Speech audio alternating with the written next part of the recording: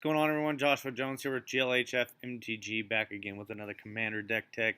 And this week I'm starting a tribute series. That's what I'm calling it, and this is episode 1. So this is going to be a series where I do a tribute to whoever out there wants a tribute to them, or if I feel like doing a tribute to them. So I'm either going to pull a deck offline and make changes and upgrades to it on how I would play that deck, or if you leave a comment below, I'll do a deck for you, or maybe I'll play with you and like what you're doing and try to make my own touch to it. So in this case, that's what happened. I play with a guy named Craig Iwen. I hope I'm saying that last name right, but Craig and I were playing in a group the other day at Gator's games in Leavenworth, Kansas. That's Craig's home local game store. So, and he was playing Beast Tribal, and I thought it was really cool because I had never thought about Beast Tribal. And Craig was running Marath and just trying to figure the deck out, and was doing okay, but definitely needed some tweaks, and these are the tweaks that I would make, and this is how I would play Beast Tribal. So let's just jump right into it here. Marath, Will of the Wild is a Naya, so red, green, white, for 0/0 legendary creature elemental beast, hence the Beast Tribal. And this was a part of the 2013, the first ever Commander precons from Wizards of the Coast that used the mana tax from the command zone as a little bit less of a hindrance and sort of like an advantage on some of the commanders in that set, because Marath enters the battlefield with counters equal to the mana you spent to cast it. So you see how, like, if you cast it for the second time and it costs 5, it would enter with 5 instead of 3 as you did with the first time. And also has the ability remove X1/1 counters to either grow a target creature with X1/1 counters, or deal X damage to a creature or player, or put an XX into play. So either go wide or go big or remove players or creatures. So really a lot of utility there at appropriate cost, I think. So anyways, we're gonna jump right into it. If we're Beast Tribal, we might as well start out with a Beast. Marath was what Craig was running in the deck, but I would run the Honored one if I was running a Beast Tribal deck and leave Will of the Wild for the 99, even though it does have lots of utility, because the Honored one says whenever a creature attacks one of your opponents or a planeswalker they control, that creature gets +2/+0. So that's going to give our guys a +2 boost to their power, but it's also going to give other players a +2 boost to their power whenever their creatures attack, so long as they're not attacking you, or the creatures that aren't attacking you. And that's going to give you a little bit of a political advantage in the game, and that's what I like to do. So jumping right into it with the rest of the beasts here, we have some utility beasts that allow us to get free cards, like in the case of the Bellower, have damage dealt to anything that's blocking it. In the case of the Megalonoth, Game Warden here lets us look at the top X and then put a card into our hand. And then the Spine Biter as for some little bit of infect play on these beasts. The next series of beasts that we have are the beasts that can't be countered or that have hexproof. So in the Plated Crusher, we see a very common beast that's reprinted a lot. And then in the Terra Stomper, we have the classic green every year reprint. And then in the Spellbreaker Behemoth, we have the can't be countered for our other guys along with this one. Our, asexual, whatever beast are, can't be countered. Siege Behemoth here for a little bit of hexproof and to allow creatures, period, as long as this is attacking, assign damage as though they weren't blocked. So even better than trample there. In the next series of beasts that we have a little bit of life gain and a little bit of token producing. So in Thragtusk, Arborback gains some life. In the case of Thragtusk, we get a little 3/3 when it leaves, and then some landfall triggers on the Rampaging Balos to give us 4/4, even more beast. And then in the case of Thunderfoot Baloth, we get a little +2/+2 trample for all our creatures, so long as our commander is out. And finally, we have some beasts that allow us to use extra mana to give us some sort of advantage. So in the case of the Gargantuan, we get first strike. Of course, all of these have to deal with 5 or greater here, but in the case of the Gargantuan, we get first strike. In the case of the Spear Breaker, we get indestructible. In the case of the Plow Beast, we get regenerate, which is the same thing as indestructible now, but to regenerate, you will have to tap them and remove them from combat. And then in the Clan Rampager, we have the Blood Rush mechanic, so we can pay 2 and discard it to do a +4/+4 trample out of nowhere. That wraps up the Beast, and we'll move on to the winning category. Now, you didn't see Craterhoof Behemoth in there because the card's $20, and I wanted to keep this at a pretty affordable price because it is a tribute deck, and hopefully Craig can get some use out of this deck list and maybe help them out. But also all of you out there watching, if you want to play Beast Tribal, I wanted to make it affordable for you. And Craterhoof, at $20, I couldn't justify just that one card taking up that much of the price tag. But if you have Craterhoof, please slot it into this deck because the card is good. Anyways, moving on to the winning, we have Felidar Sovereign and Approach of the Second Sun. So Felidar does have Win the Game on it, and it is a beast, so how can we not include it? Good luck winning the game with this. Usually it just gets taken out right away, but that'd be a cool. Let me know in the comments below if you've ever won with Felidar Sovereign.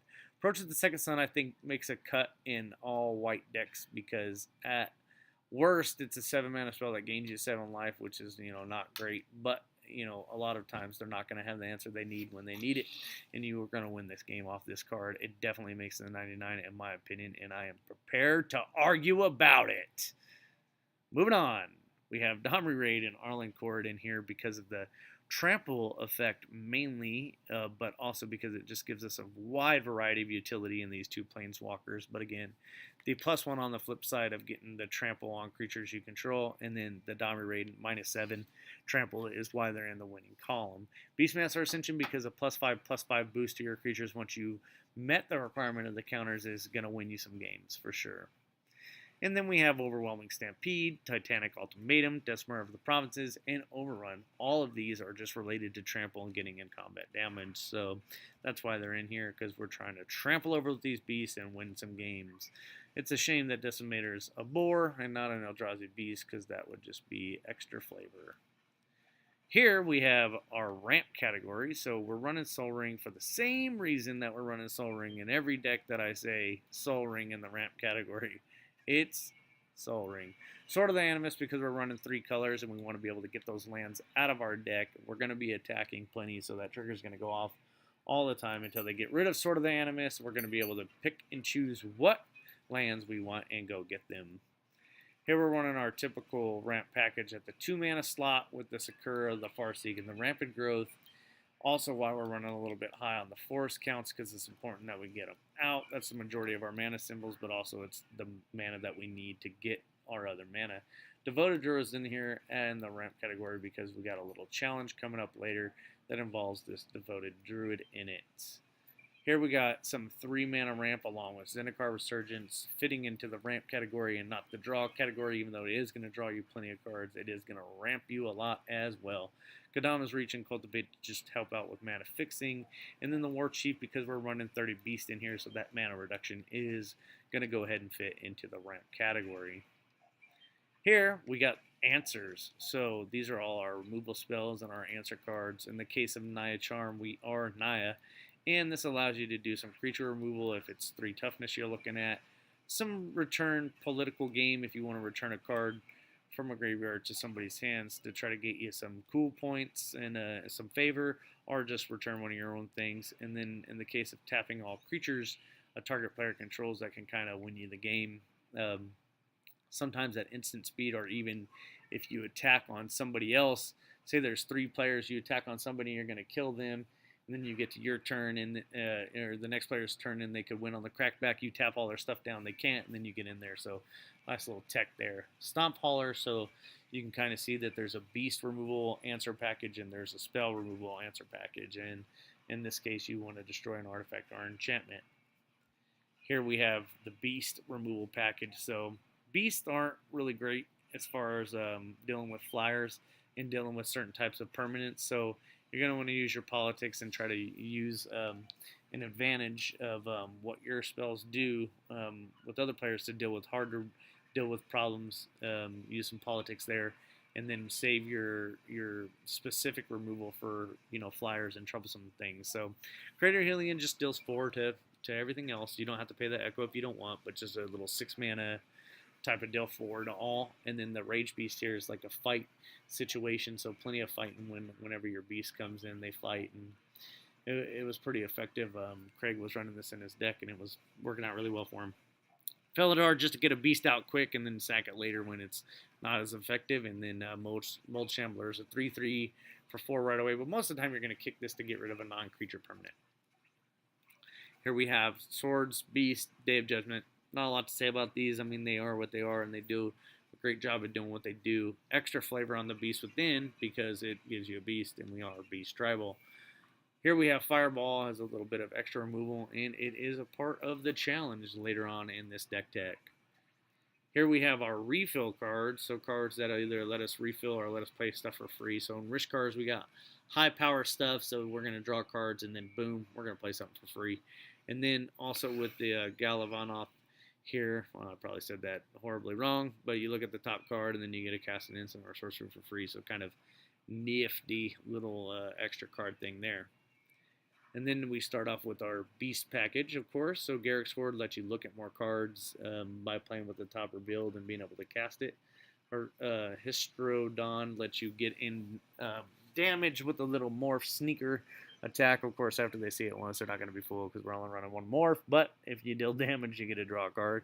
And then the pack leader here, whenever 3 greater enters, you get to draw a card. So a little bit of elemental bond type of thing. We'll see that on the next set of cards here. And then with the Paleoloth, you get to return stuff from your graveyard to your hand, so refill in that way. Here we got Life Crafters, Vanquisher's Banner, Sunbirds. Not much to say about these other than the Life Crafters is going to keep you scrying stuff you don't want to the bottom, and then if you have extra mana, it's going to allow you to be efficient by having those creatures come in and replacing them by drawing a card.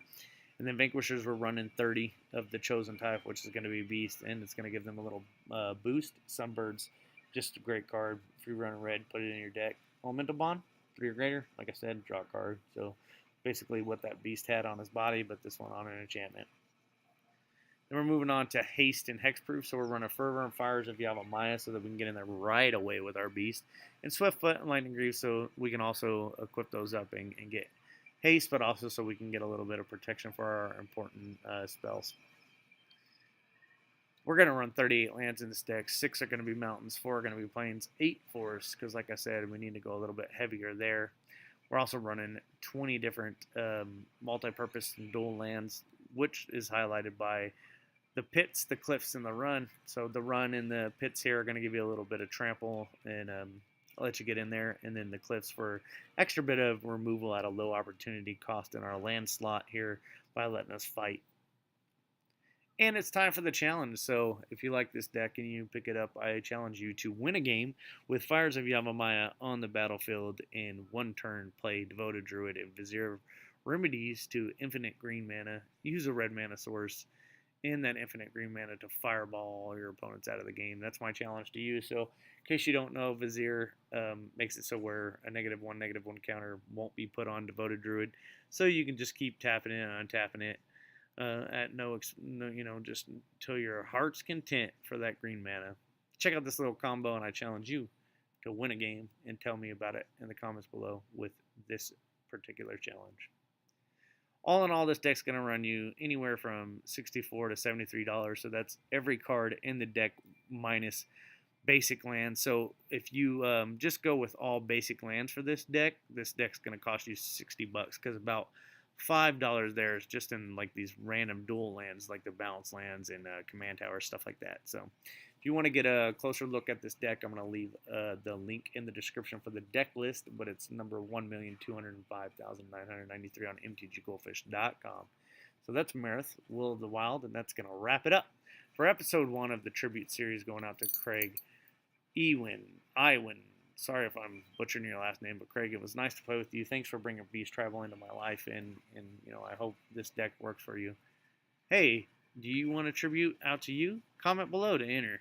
And if you leave a comment, I'll do a deck tech for you, or I'll just feature one of your commander decks, or even tell you, what I change about it or whatever, and just do this same video for you. All you have to do is comment below. If I don't get any comments, don't worry. Tribute series is going to continue on. Episode 2 will come out, and I'll just figure it out. Maybe I'll get a deck tech off of offline and just name some random person if I have to. So whatever we got to do to keep the channel going, folks. Remember, like, share, subscribe if you want. Do all that if you want to, but most importantly, remember that Magic's a game where we gather and we're trying to have fun, and it takes a lot of skill. But tell a story the next time you're in your play group, or laugh a little. The game has variance to it. That's the whole thing, right? So good luck, have fun.